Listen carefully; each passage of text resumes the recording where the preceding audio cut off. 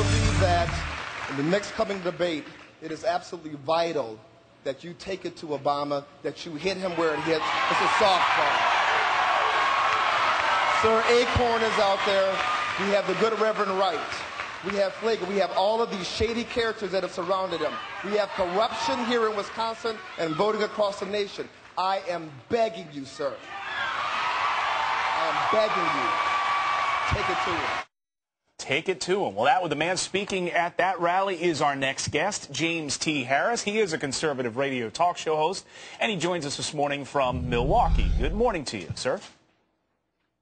Good morning. How you doing?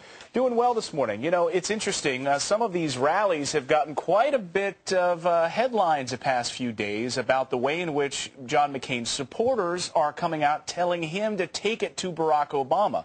But they're interestingly telling him to take it to him in areas like William Ayers and Acorn and not really talking about the economy. Is this a smart tactic for John McCain right now, who's down in the polls?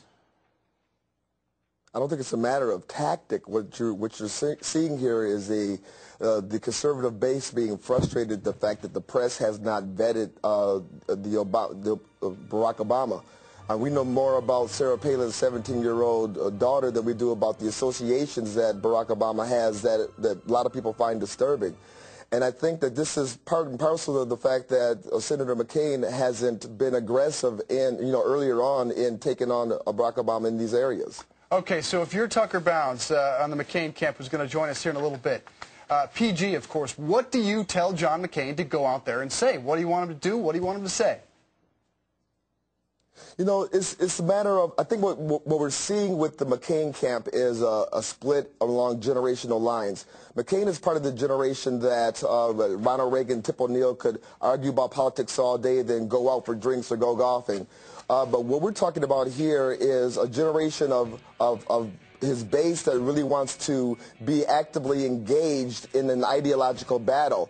And so I'll have to try to cut Senator McCain some slack in that area, but he could weave in the financial crisis, name names with that, and lead it right back to these other characters that have people concerned as well. It's not that he has to go out and directly attack them, but just discuss it. Let's talk about this, James, because I'm interested as you talk about the base being rallied. It seems to me the base is going to come around for John McCain anyway, and they're fired up as we see from some of these rallies. Bill O'Reilly said last night, he said on the side of the issues of Bill Ayers, Acorn, and these other dubious Obama associations, he says are interesting and relevant.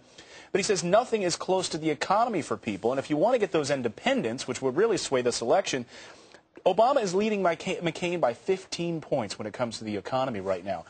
Again, I come back to tactics. Is this a smart move for John McCain to be out there talking about these things? Does it really help him win the White House? Listen, when you talk about what's going on with the economy, all you have to do is name names of the Democrats who've been in charge of basically both houses of Congress for the last 2 years. All you need to do is start bringing up Barney Franks. Why is it that the only real media outfit that's been talking about the heart, the core of this crisis is Saturday Night Live?